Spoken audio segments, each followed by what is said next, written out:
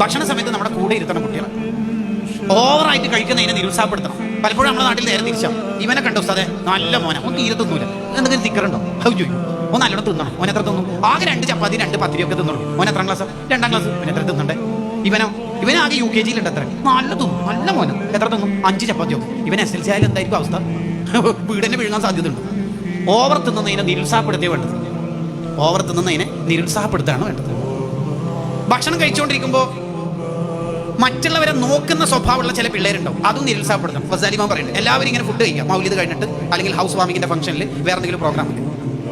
അപ്പോൾ ഈ കോണിപ്പടിയിലൊക്കെ ഇരുന്നിട്ട് ചില പിള്ളേർ ഇങ്ങനെ നോക്കും. CCTVന്റെ ഒരു ചുമതല.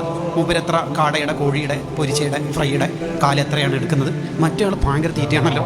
അങ്ങനത്തെ കുട്ടികളെ വിളിക്കുക. ഫസാലിമാമ നൂറ്റാണ്ടുകൾക്ക് മുമ്പ് പറയാം, അവരെ വിളിക്കാം, നീ കഴിച്ചാ അപ്പുറം അങ്ങനെ കുട്ടികൾക്ക് നമ്മളെ കൂടെ ഇരുത്തിയിട്ട് ബിസ്മി ചൊല്ലാനും അൽഹംദുലില്ലാ ചൊല്ലാനും, വലത് കൈ കൊണ്ട് തിന്നാനും, അടുത്തുനിന്ന് തിന്നാനും, 2 കൈയും കഴുകാനും, മറ്റുള്ളവരെ പരിഗണിക്കാനും കൂടി കുട്ടികളെ പഠിപ്പിക്കണം. ഷെയർ ചെയ്യാൻ പഠിപ്പിക്കണം. ഈ പ്ലേറ്റിൽ 2 ചിക്കൻ പീസാണ് ഉള്ളത്, ഒന്ന് ഇത്താത്തൊക്കെ കൊടുക്കണേന്ന് കുട്ടീനോട് പഠിപ്പിക്കണം. നമ്മൾ ഫ്രിഡ്ജിൽ 2 കോഴി അങ്ങനെ തന്നെ നൃത്തത്തിലുണ്ട്, റുക്കൂയിലുണ്ട്, സുജൂദിലുണ്ട്, അത് പൊരിക്കാന്നല്ല നമ്മൾ വിചാരിക്കേണ്ടത്. ഈ കുട്ടിക്ക് മനുഷ്യത്വം, മനുഷ്യപ്പറ്റുള്ള ജീവിതം പഠിപ്പിക്കണം. ഞാൻ എൻ്റെ പിള്ളേർക്ക് ഒരു വിഷമം പഠിപ്പിച്ചിട്ടില്ല, വേണ്ട പോലെ കൊടുത്തിന്, നല്ല ഡയലോഗല്ല ആ കുട്ടിക്ക് പഠിപ്പിക്കും.